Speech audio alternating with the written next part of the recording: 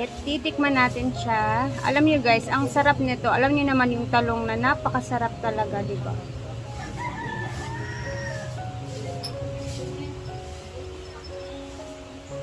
Titikim lang tayo ng konti kasi ayan, papakita ko lang sa inyo.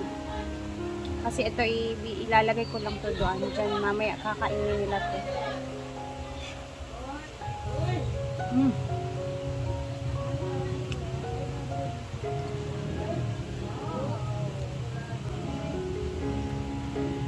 Perfect for ulam, kaniud to, whatever.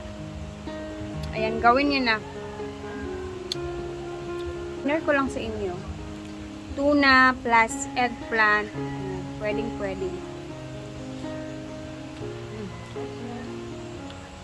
And nice ko po mag-thank you sa mga followers dyan sa Hong Kong. Kakauwi lang ni Ma'am Shiji. Nandito na siya, dumating siya kagabi. And then, mayroong mga pasalubong from Hong Kong followers. Thank you po kina Sir Mar and Dina para po dito sa mga ref magnet. Ang dami naman. So, puno talaga yung ref namin nito na chuching!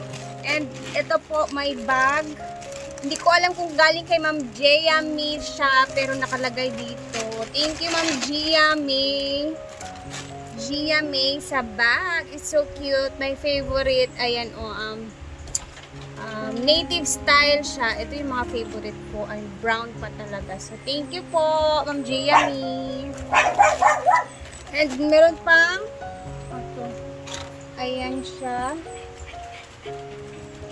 Tawag na doon. Parang leggings.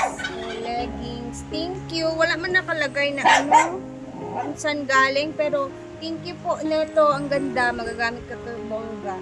Mga pang natin.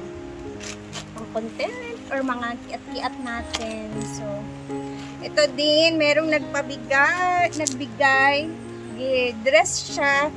Pero, pag ganun siya, may beads pa dyan. Mga grabe. Anit. So, syempre, itatago ko muna to kasi tsaka na natin ito susuotin sa mga gala-gala natin. And lastly, ayan, meron akong Toblerone. Yay! Favorite TV Day. Thank you mga followers na nasa Hong Kong na nagbigay sa lahat-lahat ng mga pasalubong namin. Ay, grabe. Salamat from the bottom of our hearts. Love you and ingat po kayo lagi and salamat.